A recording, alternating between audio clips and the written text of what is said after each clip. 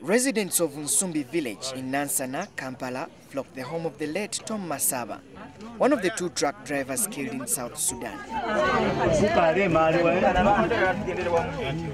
Masaba and his boy Moses Muhwezi were on Sunday gunned down by unknown assailants at the Nisitu Bridge, about 25 kilometers from the South Sudan capital, Juba.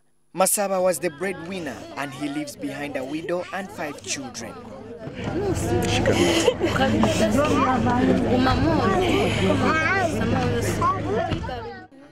The mourners reflected on the killings and alleged mistreatment of the Ugandan business community in South Sudan.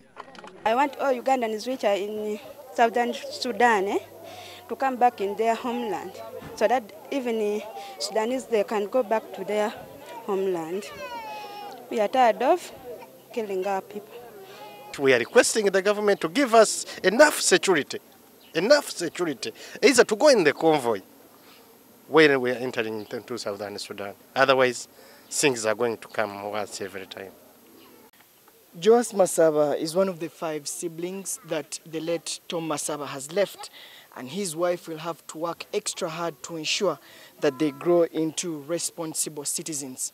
But some of the residents here feel that the responsibility of the welfare of these kids should be given to the Southern Sudan government. They have got families, they've got wives, they've got children. Children have got to go to schools, yet they have nothing to do now. They are not provided with anything. It's the government of Sudan to provide everything for those families.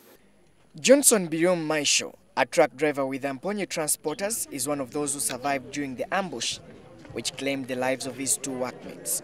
His narrow escape remains very fresh on his mind. When I reached to that place,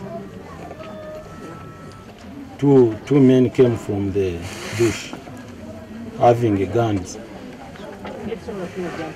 Then they ran near the road. They started shooting. They shooted me so many bullets. So one bullet fired me on the leg, another one on the hand. So I continued driving. Once at the barracks, he was escorted back to the scene by the South Sudan military, only to find his friends had been shot dead.